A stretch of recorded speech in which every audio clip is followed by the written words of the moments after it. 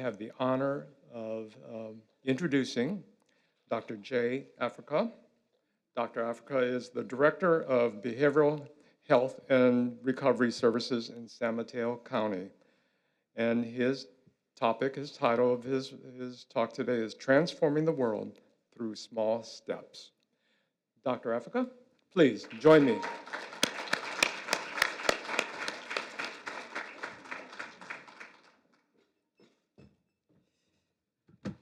Well, good afternoon, everybody. Oh, man, we can do better than that. Good afternoon, everybody. I hope you're all enjoying the conference so far. It's really a pleasure for me to be here. I was just telling my colleague there at the table, Kia from Sistabis, that there's really two difficult times to present. One after lunch, and then when people are getting ready to leave at the end of the conference.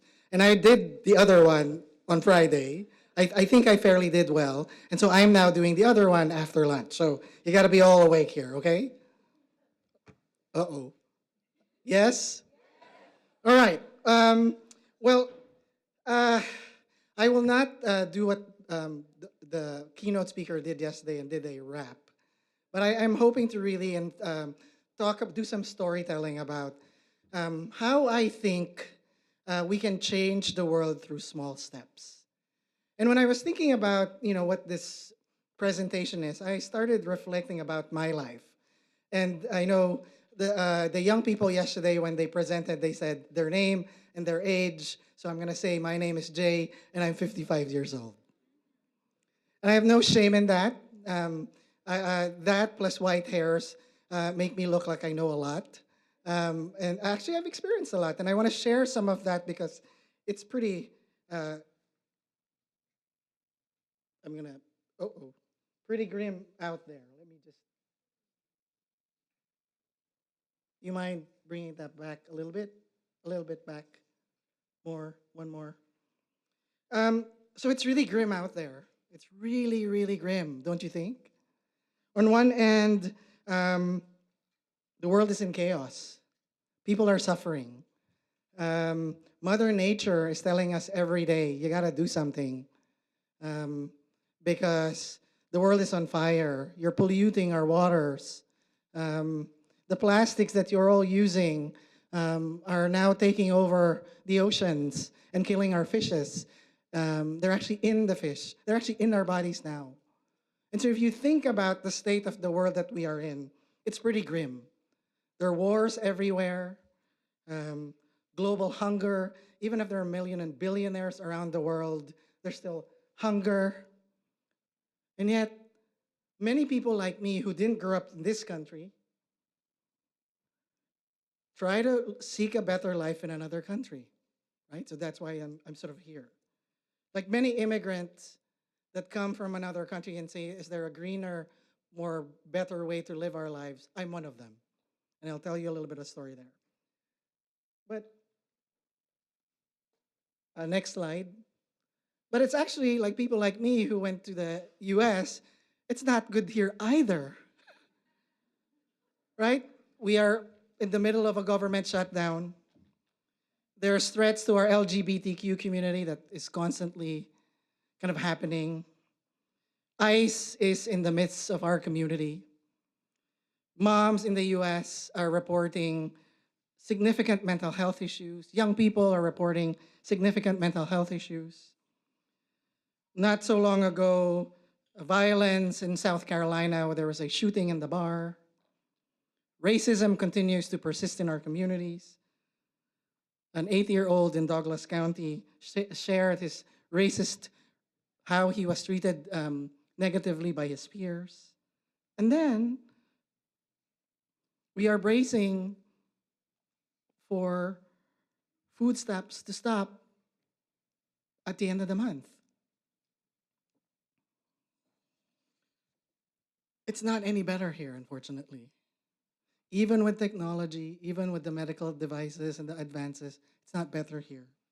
I just want to read to you something from Paul Cleckley, who I follow, who talks about the youth healthcare. The federal government, despite the fact that the federal government spends 27% of its total spending on healthcare last year and projects to spend an additional 5.5% more every year till 2035, people are still having problems in access and quality of healthcare. We're sort of in a really, really dire situation. Now, there's a seriousness to that, but I also want to temper it with also some hope. So, while this is my first time attending this conference, I feel akin to you because I have a partner who's a third grade teacher. And every day when I come home and she asks me how things are, unfortunately, what I say is, how was your day? Oh, it's full of meetings. Just meetings, nonstop meetings. Like really with the hope of, changing systems. But when I ask her, how was your day? I have now become uh, uh, ready that it'll take me 25 minutes to listen to her because of all the things that she talks about the young people in her class. Young people, what they did, what they didn't do, what they told her, how they held her hand, what they learned, she wanted them to learn but didn't learn. And then also she would talk about some of the problems and some of the challenges that these young people were facing. And every day she would say, Jay, you're the director of behavioral health in this county. These kids need therapists. And she said, while I see the resilience of these young people, can you imagine what they would be able to learn and give when we bring therapists, coaches, adult mentors, helping them with their after school lives, and how much they would be able to contribute to the society. And yet, most of the day, she comes thinking and saying, these young people need therapists because it is so chaotic out there. So, next slide. This is me, every day pretty much, thinking about what I can do to really try to address the things that are within my scope of control. And as you can imagine, what is happening in the world weighs heavily on me. I'm sure it weighs heavily on you. Right? So let's put that. Director of Behavioral Health, overseeing provision of mental health and substance use services for about 15,000 people, overseeing a staff that's really burnt out from all these changes and mandates that we need to implement. Literally every, I would say, 6 months or so without even finishing that old mandate and priority that we needed to do 6 months ago. I'm sure you're doing that too. I actually heard the panel talk about how so much is changing and so much demand is being put on us to make these changes because people are still suffering. So that's one. The other one is I try to be a partner that really wants to help change the world because I believe my partner is a human being. Now she has a class of 27, third grade teacher, a Title I school. A third of her kids, young people, are on IEP. And I've done IEPs in the past, and I'm thinking like, how can this person actually just manage that? And so she keeps saying to me, Jay, our systems really need to change. Our systems really need to change because these young people are not getting what they need and deserve. So I started thinking, well, I turned 55 this year. COVID happened a few years ago, and I had about 4 family members who died within a span of 3 months. And I really tried to figure out, well, what's my purpose in my life? What can I do to make a dent in this world that will really contribute to the bigger collective good?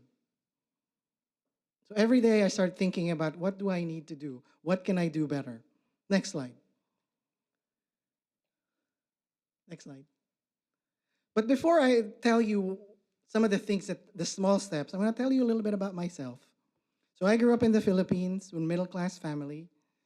My parents were business people. Even in the middle-class household, I remember hearing, or how are we going to pay the bills? Like, should we purchase that? And so what happens when we purchase this? What happens in this one? So it was hearing that made me realize about resources. Right? And while I was very lucky to go to a private school, my parents worked really hard and probably sacrificed many, many things, many of their dreams to allow their kids to go to private schools. What is behind that picture also was my dad finished Air Force school, but fell in love with my mom and decided to graduate after Air Force school, and come out and created sort of a family together. What he instilled in me, though, was the work ethic of hard work and perseverance. And really saying that there is nothing that you can do, that you can't do if you put your heart into that. Now, I think about, well, if I put all of that, well, what could be the benefit of it? The other thing that I also talk about my parents is they were very, very strong Catholics. And so, it's a double-edged sword, I'll just say that. On one end, the belief in something bigger was important, but on the other hand, about what the Catholic faith taught me about shame and guilt really wasn't necessarily good for my ego. When I would sit in church, I would hear phrases like, "You're going to burn in hell." And yet on the other hand, "You're made in the likeness of God." So I heard all of these things sort of growing up. Next slide. The other thing that I want you to know about me is I grew up in martial law. It was September 21, 1972. I was 12 years old when martial law um, uh, became the law of the land. Now, you're probably thinking, like, why is this important? Well, one of the things that really was important to me during that time, and martial law was still about 1981, so about 9 years. I know what it feels like, or what it looks like when there's no freedom, when people marching on the streets because there's not enough food. People were dictating and telling them what time to go out, what kinds of food that you can get, the kinds of information that people receive in education. However, when I think about that, one of the things that I learned about is what community can bring when people come together, especially in fighting for freedom. So for me, to solve the wicked problems of the world is to think about bringing community together, bring you together. So while I remember many, many stories about people marching, I actually had a classmate in high school that talked about her mom being jailed, um, and what it's like to be somebody whose parents are fighting for social justice and freedom, and yet sort of fighting that in the bounds of a jail.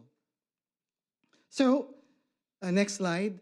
So those are the things that sort of really help me kind of anchor what are my core beliefs that I'm hoping, because as I'm going to tell you the 5 steps that I think can change the world, I want you to know what is important for me. One, that I believe that every human being has 3 basic needs: to be safe, to have the satisfaction of their lives, and to feel connected with people. Yes, Maslow talked about food, drinks, and all of that. But at the core of who we are as people, safety, satisfaction, and connection. I also believe that inequality affects all of us. I'm not Jeff Bezos. I think no one is here is making that amount of money. But inequality affects all of us. I also know that the system of inequality is movable and interconnected. So we might be doing a good job in schools with addressing racism and homophobia and ageism and ableism, but if they're going to the streets and experiencing that, it still will affect people. It still will affect you. The other thing that's part of my core belief is people see me as a racialized being. Even if we're in a community where we're included and we belong, race is still a big factor. People are still making decisions about how to interact with you because of your race. And that's the reality that our young people continue to see on a daily basis. However, while all of the things that I talked about really is painful and sad, I do believe, though, as part of my core belief, is that we deeply affect each other. That what I do will affect you eventually. That what you do to a neighbor will affect your family member eventually. And because of that, I believe that to solve the problems of the world is the belief that no one is dispensable. No one is dispensable. In a culture where we cancel people, in a culture where we dislike them for saying something probably that we don't like or disapprove, actually to solve the problems is to bring people together and figure out how you can understand people's perspective. Because by coming together, we can make a difference and we can solve the problems. So here's what I'm asking you to do right now. I'm going to ask you to think about what you can do to do these 5 things. I'm going to just ask you to try 5 habits, maybe once a day, once a week, because I believe to change the problem, to change and address what's going on in the world, we have to solve through small steps. Next slide. Next slide. Number 1, find ways to build community. How many of you here care for young people and their families? You're already a community. And for somebody who's come here 10 years or 9 years or 8 years, you already are a community. How many of you came here and sat with the people that you know? How do you build community? Is sit with people you don't know. I know it feels awkward. You're kind of going with your stuff. You're sitting like, is somebody sitting here? Own it. To build community, say, I'm going to sit here. Is there somebody sitting here? And I'm Jay. And what's your name? What school are you in? What nonprofit are you in?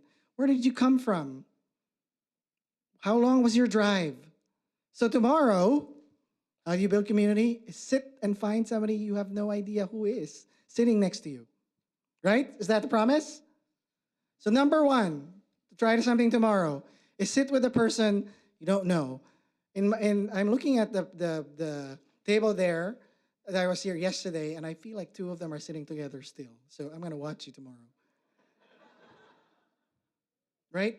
So again, we know, though, that we need to build community because we cannot do this work alone. We cannot. All the panelists every day since yesterday have said this work needs all of us together. Whatever the problem is, many indigenous communities know that the community is the solution. So I grew up in the Philippines. Before we were colonized by the Spaniards, we had our own system, alphabet, language, religion, hierarchy. We also knew how to be accountable with each other. When somebody didn't do their job, the whole community got together and said, well, you kind of didn't do it, so here's the accountability for you. And when somebody was hungry, the community came together, did some ritual, and fed everybody. They were accountable for each other. Communities need to be accountable for each other. Now, I also just say this because I talk about social, it's actually hardwired for us. There's a concept in biology called social buffering. People know what that is? People know what that is? So social buffering is the effect of having a social partner in reducing cortisol or stress hormones as a response to a stressor. Zebras know that. Zebrafishes know that. Squirrels know that. So studies have shown that when a zebrafish is put in a novel tank of aquarium, their cortisol or their stress levels really increase. But if you if you put in other like fishes, their cortisol level actually decreases. And they actually fare much better. Reese monkeys do the same thing. Squirrels do the same thing. When a young baby squirrel is left by itself, like, it's a very, very small chance that they will survive. If their parents are gone, studies show that if you bring in, I don't know what a similar squirrel looks like, maybe they're not part of the family of those squirrels. If you bring them around, you can see their actually stress hormones goes down and their resiliency increases. Imagine that. Human beings show much more resiliency when they have a strong social support. So if you're an introvert like me and reaching out is hard, I would just suck it up and feel awkward and say, "Can I sit here tomorrow?" Because again, the social buffering of really being in the same group with community helps make you resilient, helps decreases your cortisol level. Next slide. Here's just a picture of one of our initiatives in the county. These are individuals from NIPI, which is the Native Indigenous People. And this was taken a few years ago. And for the first time in the county, we actually celebrated Indigenous Peoples Day with the honoring of the 4 directions. Now, you're saying, well, probably some of you have done it. Yesterday, we saw young people sort of honoring and doing land acknowledgement. But for us, well, in San Mateo, we have a very, very small indigenous community, but the disparities are so huge. And as we try to understand the complexities of what they go through, I mean, we know that colonization, white supremacy, racism, all of those things. One of the things that we sort of are learning from this community is that community has helped them thrive. And they said to us, if you really are going to help understand the importance of community, you should allow us to talk about our people and do the four directions. Now, you're thinking, you probably don't see that, but there's a young person there, literally about, I think, 5 or 6, or probably 4. And sooner, as we were doing this, more community members started coming, bringing their children. Now you're saying, well, what does that really mean? Well, if you see yourself in community, it is more likely that you'll keep showing up, right? So, build your community. Next slide. Number 2, get really good at being uncomfortable. You sat down with the person that you know, right? Because it was easy, comfortable. You're talking to the people that you know because it's easy. In this community right now, there's this concept of being unsafe and being uncomfortable. I'm not asking you to be in unsafe places. What I'm asking you to be is in spaces that are uncomfortable. Again, as an introvert, social gatherings are hard for me. I'm the person that probably in a party will be on the corner drinking my own drink. Maybe on an occasion, we'll get the little hors d'oeuvres on the side and then go back. And I also look around sometimes and I look, oh, there's another person on that corner. And what if I did walk to that other person in that corner and say, like, this feels really awkward? And they say, yeah. But if you're an extrovert, good for you. Try to build bridges. If you also are comfortable being uncomfortable, if somebody tells you something you disagree with, you're not going to walk away and say, not interested. You're going to say, like, I'm not quite sure I understand what you're talking about because that's not my experience. Right? Or you know what you just said to me is, my heart is touched, or I'm feeling a little bit tense there. I'm curious about what you mean. Again, in a cancel culture where everything is like, I'm not interested, dislike you, I think what this world needs are hard dialogues and hard discussions, not to change people's minds, but to understand their perspective. John Powell, who is the executive director of the Othering and Belonging Institute in Berkeley, says, we have to build bridges, but it shouldn't be done to change the other person or your own views, but merely to place value on recognizing a shared humanity. But yet, many of us, when in a dialogue where it's tough and difficult, we're already trying to answer the question, how am I going to turn around and convince the other person that they're wrong? Right? I'm sure you do that with your spouse and significant others all the time. When somebody's telling you about whatever, you're already in your mind answering, well, what am I going to say that counters that? That it's not my experience, versus really saying, huh, that's not how I see it. Let's have a conversation. How do you become good at being uncomfortable? How? Go to new places, go to events that you've never been before, read things that probably you've never been exposed, and then let it sink in a little bit and see, like, how does that feel? Because at some point in your time, you felt you did not belong. You felt uncomfortable being in a situation that was new. And so, to practice, find those ways that you can be uncomfortable and embrace it. The governor visited San Mateo County, I would say, about a year ago. And I was really uncomfortable first because, one, you can see that I'm the shortest of them all. But I've never been with famous, really popular people. I mean, he's popular right now for many reasons. But I've really never been really high-powered, really famous people. And I'm really nervous because we're showing him around some of our facilities.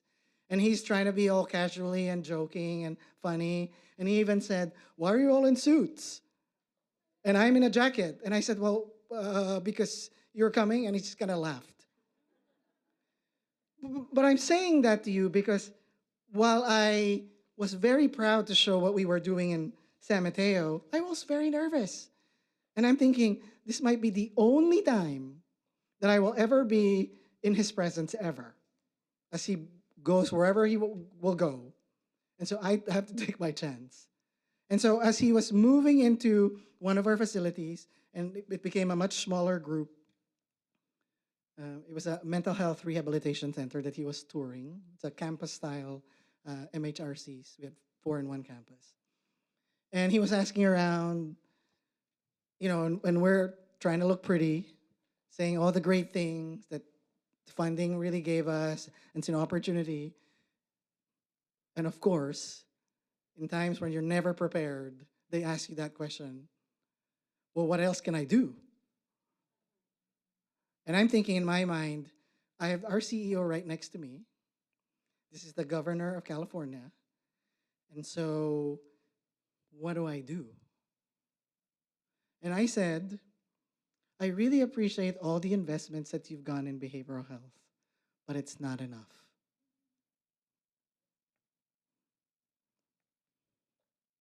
It's not enough. And I was saying that, my heart was sort of beating faster. And then he paused for a moment and said, well, what do you mean? We don't have enough workforce. Things are moving so fast. I can barely make it. I feel like I'm drowning. And in that moment, while I was trying to be authentic about both saying what's working, I also was trying to sort of really manifest what were some of the issues that we were seeing.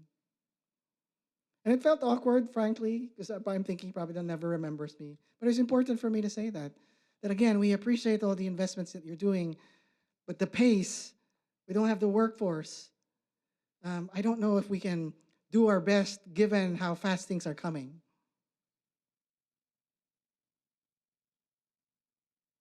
And I shut my mouth, stood back. I'm like, I'll just put it in the wind. So the reason I say this, it didn't change my life. He didn't give us $1 billion. I wish he did.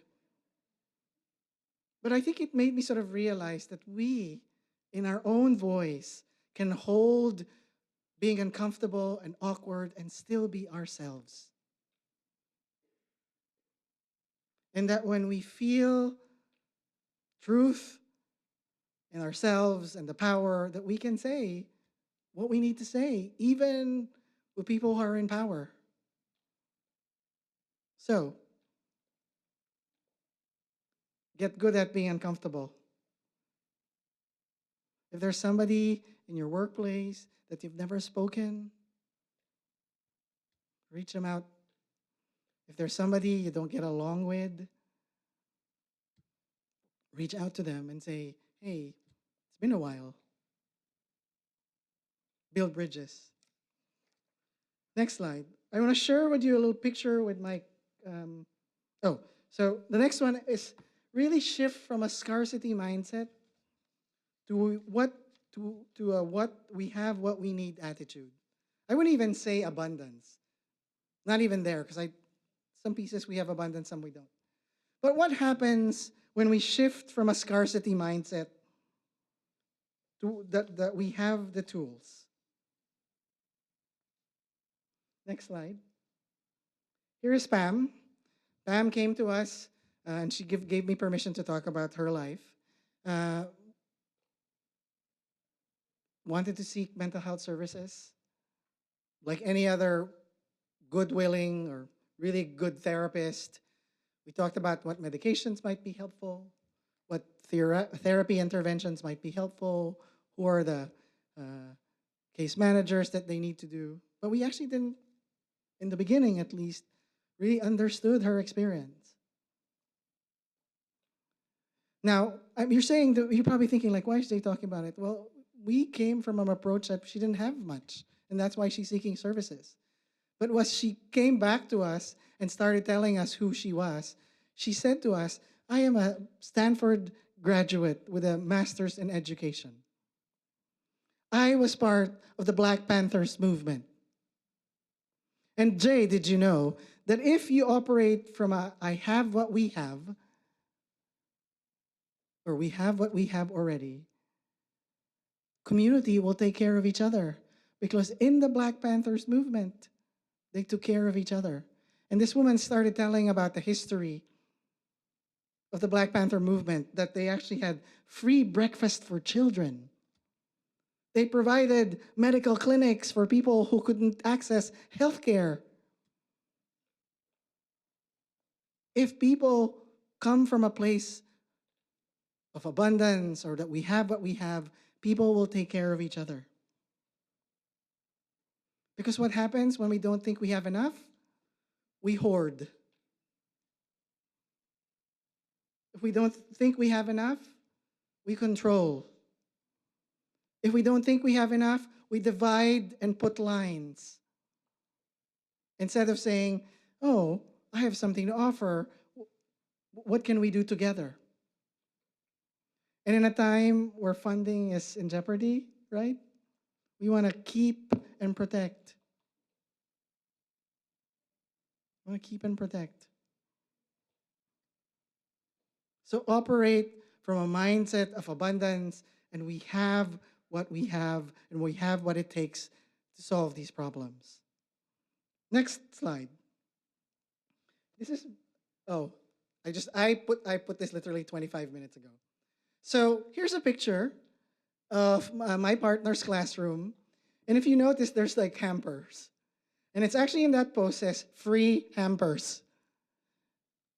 And you're probably laughing like, well, why is this picture here?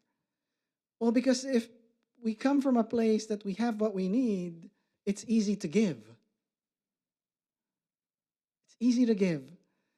And so there were people who were sort of coming into the school and giving some of these things. And so I said to her, I asked Lisa, Lisa, so the people that gave you these hampers, who were the ones who took it? Oh, I mean, I actually assume it was young people, the third graders for their moms. And I was really surprised that some teachers took it. Some teachers took it. And I feel one of the most deserving, unrecognized heroes of our time are teachers that act as family members, aunts, mentors, punching bags sometimes.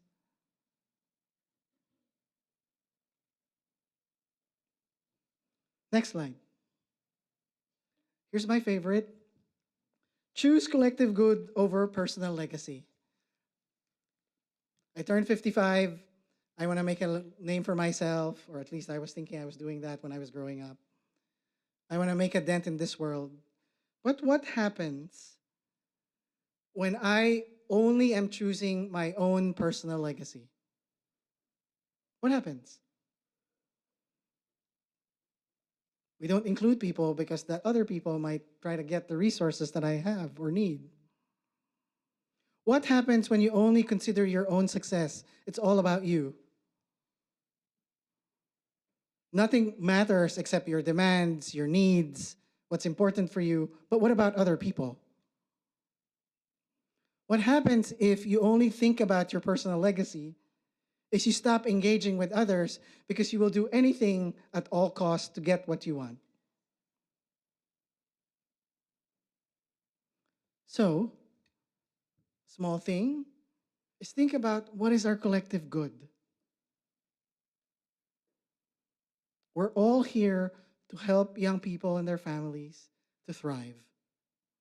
And sometimes we got to get over ourselves and put in the work together.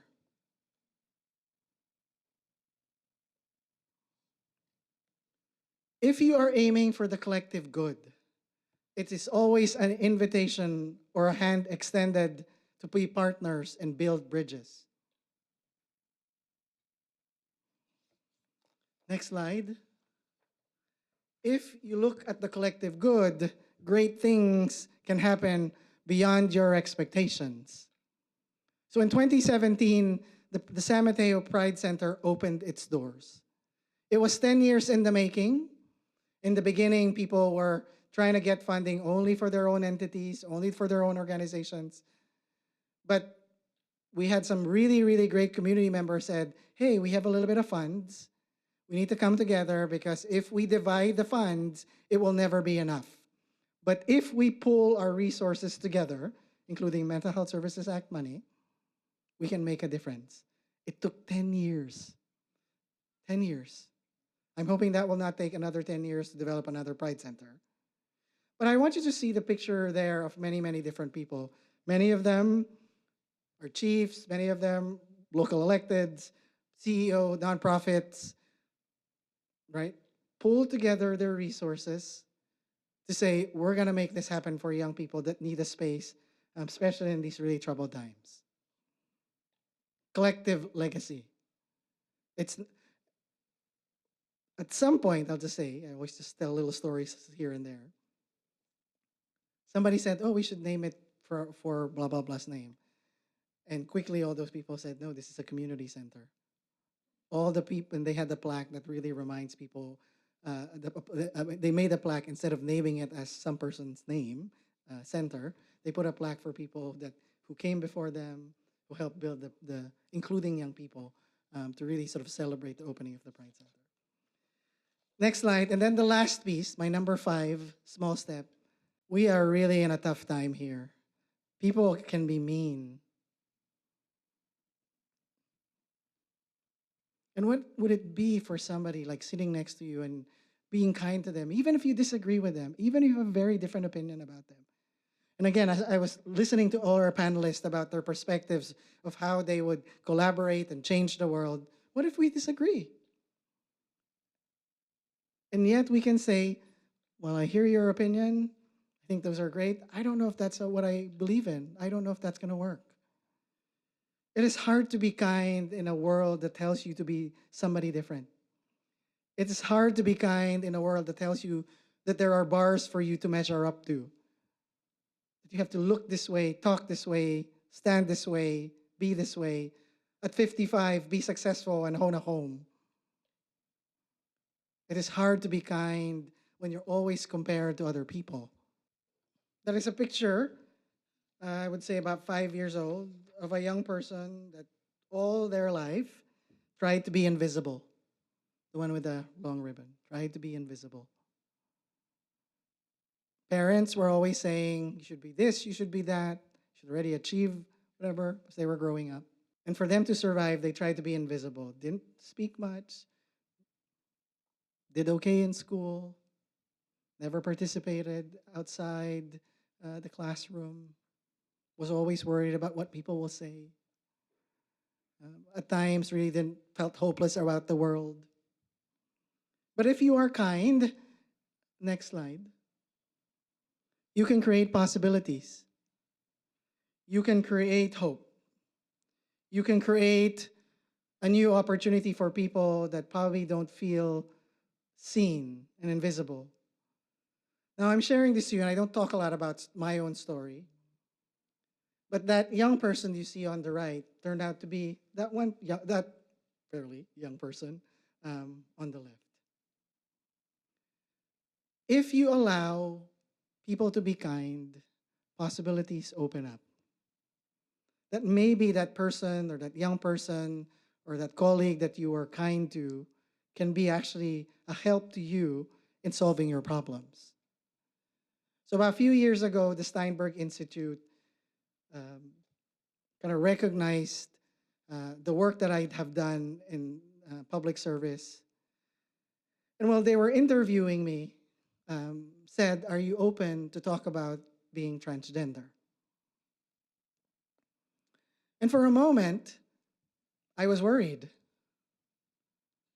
And they were saying, "I think this is a great opportunity because you're the first openly transgender behavioral health director in California, maybe the US." And I was really afraid because it was never about me. And then I realized maybe it's not about me, but it's really about that kindness of the strangers or the people that helped me along the way, the teachers that welcomed me, embraced me, the therapists that said, I can be whoever I want, but more importantly, gave me hope that I can do good things. And tell even just the story of maybe possibilities, of how maybe I can build bridges for people that are not often speakers or provide their stories because we have our own idea but who would be a great featured speaker. The Trevor Project in their 2019 report reported that one accepting adult can save an LGBTQ young person's life and can reduce suicide attempts by 40%. One adult can reduce suicide attempts by 40%. Can you imagine how many lives you'll save by being kind? Can you imagine that? So if I haven't convinced you, hopefully this last slide will convince you as I make you reflect. Next slide. Telomeres. Anybody biology teacher here? If I have not convinced you that we need to change the world through small things, that we need to build bridges, that we need to put aside our own personal legacy for a collective good, that we really need to operate from a we have what we need, this should. So the telomeres are the red caps at the end of your DNA, right? The red cap of your DNA. So I haven't been feeling very well. I haven't been very, very well. I actually, in the beginning of the year, went to the ER. I think it was more a panic attack. Really not doing well. And I started saying, like, sort of what's happening. I'm a fairly healthy individual, eat healthy, emotionally healthy, all of those things. But there's this one time I really felt like there was something wrong with me. And I started doing some research. So one more click, please. So the telomeres are the protective caps at the end of the chromosomes, right? And these red caps tell us are related to age, like how we age. So they're bright and pink and they kick your ass, kind of, right? I'm here, right? And as you age, it starts waning its colors. Now, also, when you age, it starts to shorten. Research is saying that shorter telomeres are actually now a result or are equated or aligned with symptoms such as cancer, stroke, vascular dementia, cardiovascular disease, obesity, diabetes, and osteoporosis. So over time, they're seeing like people who have shorter caps, their color is less and less. They're associated with these kinds of diseases. But then they also found out that telomere length can also be impacted by what? Poverty, education, safety stress, negative social interactions, low neighborhood satisfaction, hopelessness, and obesity.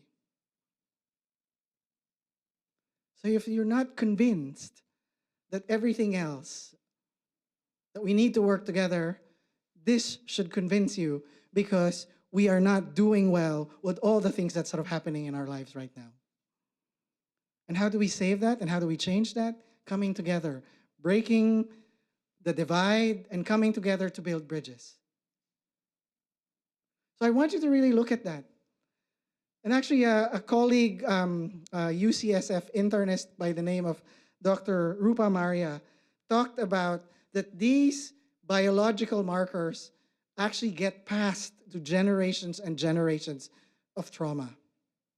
So you might be, maybe in your ancestors, experience all of these things and probably are now doing fairly well and still become sick because these stress have been imprinted in your genes. And as somebody who's trying to have a kid, I certainly don't want to transfer that, all the stress to my young person. So please, if the first 20 minutes of this presentation didn't convince you, this should. So, as I'm ending, I often try to find any reason to help feel hope in this world, and I want to read you a quote from Jack Cornfield. And I have done this with my teams, and they roll their eyes many times. But I want to leave you with something that hopefully will inspire you every day. I invite you to be loving. As we move through this beautiful and troubled world, may we vow to be a beacon of peace, a fearless carrier of respect and loving kindness for all life, a voice for justice, a protector of those who are vulnerable or targeted. May the power of wisdom, integrity, and compassion be your guide. Thank you very much.